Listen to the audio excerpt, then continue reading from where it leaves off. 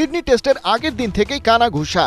এই ম্যাচ থেকে রোহিত শর্মাকে ছেঁটে ফেলা হয়েছে। ম্যাচ ডেতে যখন vice captain Jasprit Bumrah toss করতে এলেন তখনই ব্যাপারটা পরিষ্কার হলো। বুমরা জানালেন ক্যাপ্টেন তাদের সাথেই আছেন, তবে এই ম্যাচে রেস্টেড। কিন্তু রোহিতের গেল কয়েক ইনিংসের পারফরমেন্স বলে শব্দটা হবে ড্রপড, অর্থাৎ বিশ্রাম নয়, বাদ দেয়া হয়েছে ক্যাপ্টেনকে।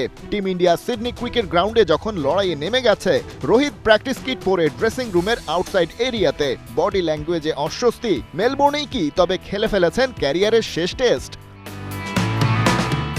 ম্যাচের দ্বিতীয় দিন শুরুর আগেই ইন্ডিয়ান এক্সপ্রেসের ব্রেকিং।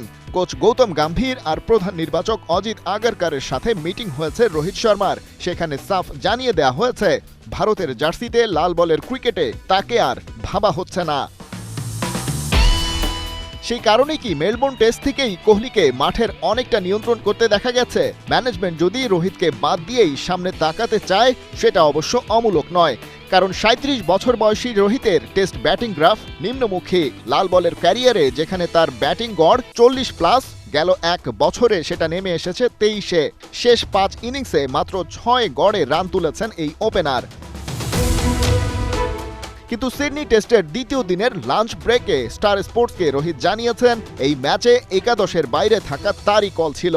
যেহেতু টেস্ট চ্যাম্পিয়নশিপের ফাইনাল নিশ্চিতের জন্য ডু অর ডাই ফাইট, তাই ওই জায়গায় ফর্মে আছে এমন কাউকে খেলানোর কথা ভেবেছেন। ম্যানেজমেন্টও তার সাথে একমত হয়েছে।